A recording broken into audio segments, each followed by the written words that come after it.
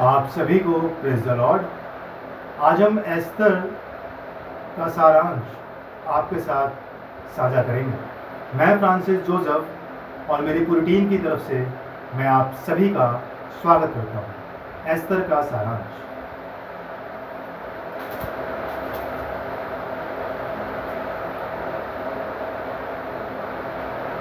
एस्तर की पुस्तक में वर्णित घटनाएं एक यहूदी स्त्री जिसका नाम एस्तर था उसकी है के चारों ओर ही केंद्रित रहती है। अपने अदम्य साहस के द्वारा और अपनी इजरायली जाति के प्रति समर्पण के कारण उसने उन्हें उनके शत्रुओं के हाथों पूरी तरह नष्ट होने से बचा लिया। एस्तर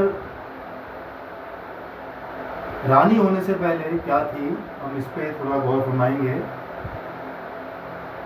इसका पहला अध्याय है, उसकी फर्स्ट वर्सेस में इस तरह लिखा है।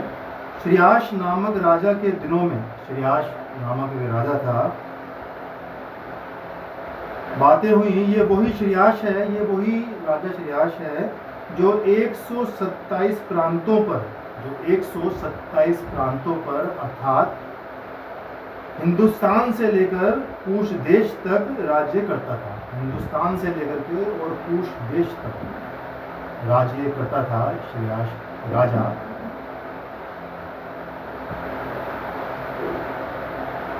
उन्हीं दिनों में जब श्रीयाश राजा अपनी उस राजगद्दी पर विराजमान था जो शूशन नामक राजगढ़ में थी। शूशन नामक एक राजगढ़ था, वहां पर श्रीयाश राजा वहां का राज्य संभालता था। इसी की अगर थोड़ी हम आगे आयत में देखेंगे तो श्रीयाश राजा ने क्या किया, उसने एक निमंत्रण दिया सारे राजाओं को और अन्य सब लोगों को। और उस निमंत्रण में जो उस टाइम पर राजा की रानी थी, उसका राजा की रानी का नाम था रानी वश्ती। उसी प्रकार रानी वश्ती ने भी अपनी सब सहेलियों को और सबों को उसने भी स्त्रियों को निमंत्रण दिया जैसे राजा ने दिया था। फिर उस समय राजा ने ये संदेश भिजवाया रानी वश्ती को कि वो आए, क्योंकि वो बहुत सुंदर हुआ करती थी, कि वो आए और वो अपनी सुंदर रानी को सबके सामने दिखाए और उससे राजा अपना मान और ज़्यादा आगे बढ़ाए। परंतु क्या हुआ, रानी वश्ती ने आने से इनकार कर दिया। रानी वश्ती ने आने से इनकार कर दिया और उससे राजा बड़ा नाखुश हुआ।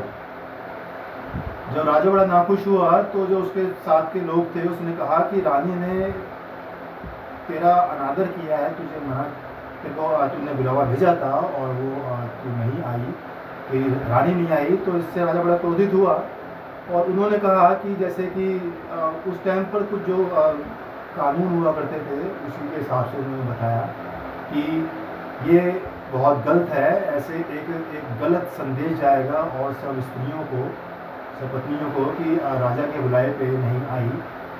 तो उसके लिए उन्होंने कहा कि फिर उन्होंने राजा से पूछा कि अगर तू कहता है, जैसे वो लिखा है कि अगर कोई तेरी बात का उल्लंघन करे तो उसके लिए क्या किया जाए। और वैसा ही रानी वश्ती के साथ भी किया गया।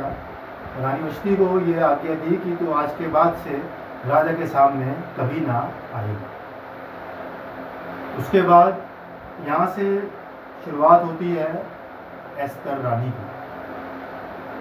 एस्तर रानी कौन थी, थोड़ा इसके बारे में थोड़ा विस्तार से पढ़ते हैं।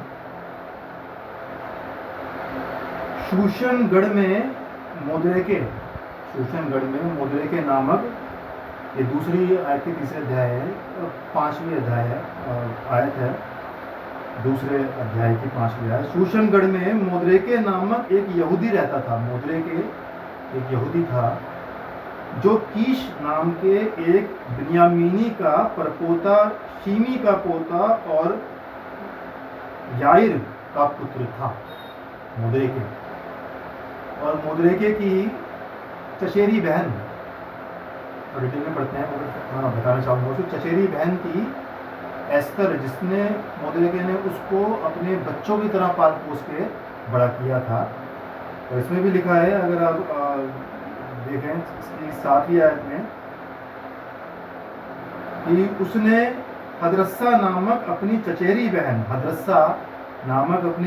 बहन को, जो एस्तर भी कहलाती थी, हदरस्सा उसका नाम था, जो एस्तर भी कहलाती थी, पाला पोसा था, क्योंकि उसके माता पिता कोई ना थे और वह लड़की सुंदर और रूपवती थी।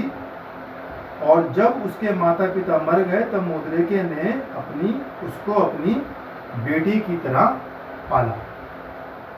बहुत सुंदर हुआ करती थी एस्तर, जो रानी थी, उसने उसको पाल पोस के बड़ा किया।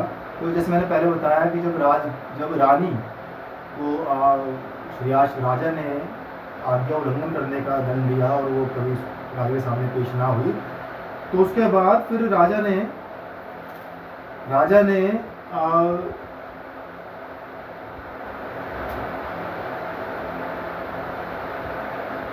अपनी अगली होने वाली रानी के लिए कुछ कुमारियाँ, सुंदर सुंदर कुमारियों को इकट्ठा किया, और उसमें सबसे ज़्यादा सुंदर रानी, सारी वो युक्तियाँ आई, सबसे ज़्यादा सुंदर एक लड़की श्रीयाश राजा को एस्तर लगी।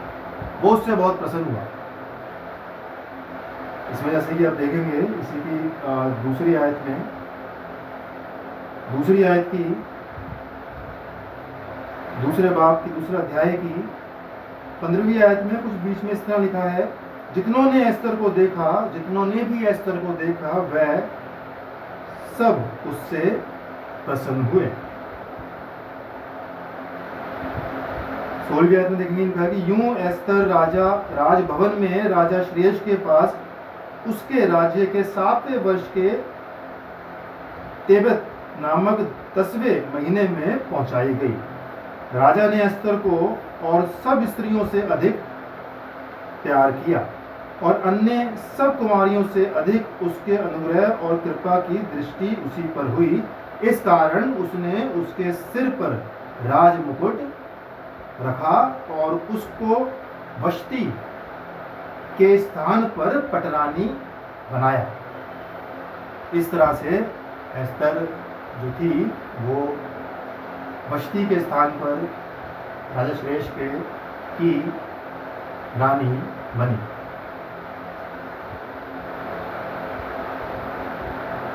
इसके बाद अगर हम आगे देखते हैं तो उसमें एक ऐसी घटना हुई कि यहूदियों को नाश करने का राजा ने आज्ञा दी, और रानी मोर्देकै ने एस्तर को कहा था कि तू कभी भी ये मत जाहिर होने दियो कि तू यहूदी है। और जब यहूदियों को कुछ षड्यंत्र रचा गया, आप अगर डिटेल में देखेंगे तो उसमें लिखा हुआ है, सब डिटेल में लिखा हुआ है, षड्यंत्र रचाया गया। हमान नामक, मैं बताता हूँ आपको, इसके अंदर लिखा है 3री आयत में, हमान कौन था? राजा श्रेष्ठ ने अगागी हमदादा के पुत्र हमान को उच्च पद दिया और उसको महत्व देकर उसके लिए उसके साथी हाकिमों के सिंहासनों से ऊंचा सिंहासन ठहराया। राजा ने बड़ा उसको मान सम्मान दिया हुआ था हमान को। और अगर आप आगे देखेंगे तो जो मोर्देकै था वो यहूदी था, और जितने भी सारे थे उस टाइम पर कर्मचारी और जो भी थे, उन्होंने वो सब हमान को आकर के दंडवत किया करते थे, लेकिन मोर्देकै नहीं किया करता था। इससे वो बड़ा नाखुश था और वो मोर्देकै से बहुत ज़्यादा नाराज रहता था। तो राजा हमान को ये बात पसंद नहीं आती थी, तो हमान ने राजा को बताया कि ऐसे ऐसे तो तुमने मुझे इतना बड़ा सिंहासन दिया है, मैं वहाँ पे विराजमान हूँ और मुझे सब दंडवत करते हैं, मोर्देकै नहीं करता। तो उसको मार डालने का षड्यंत्र रचाया गया, और जब चला पता कि वो यहूदी है तो सारे यहूदियों को मार डालने का राजा के ज़रिए उन्होंने आज्ञा दिलवाई, चिट्ठियाँ दिलवाई सब राज्य में, जितने सारे यहूदी उनको मार दिए जाए।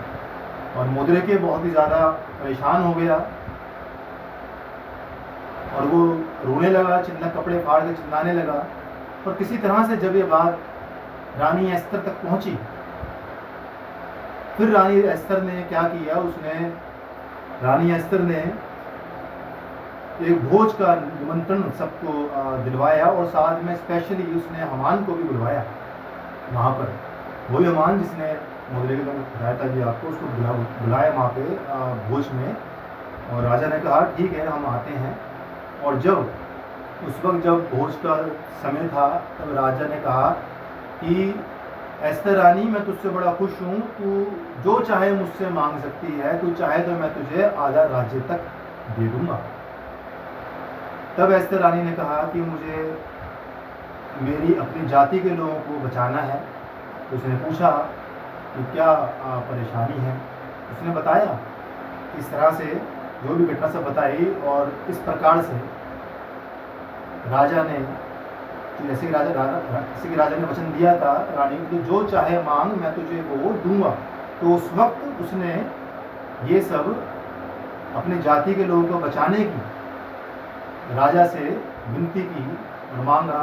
और राजा को उस वक्त क्या हुआ, हमान की बीवी, हमान की जो पत्नी थी और उसके मित्रों ने जब ये बात हमान ने अपने मित्रों और अपनी पत्नी को बताई कि मुद्रेके मुझे दंडवत नहीं करता, उन्होंने कहा कि तो काम कर, भोज में जाने से पहले पहले एक फांसी का फंदा फाटक पर तैयार कर और मुद्रेकों को उसके ऊपर लटकाएंगे।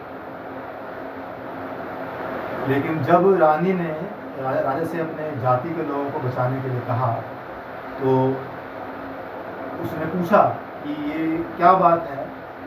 तो रानी ने बताया कि इसी हमान ने इस तरह से षड्यंत्र रचा और सारी बात उसने बताई। तो फिर राजा ने आज्ञा दी कि उस फाटक पे हमान को हटा दिया जाए।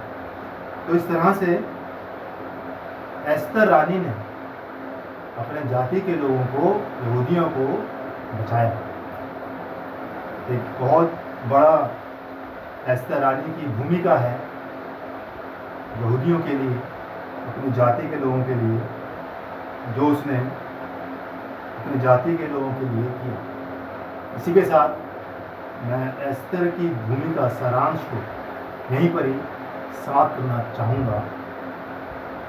परमेश्वर इस वक्त को बड़ी आशीष दे और प्रभु की कृपा दृष्टि हम सब पर सदा और सर्वदा बनी रहे। आप सभी को प्रेज़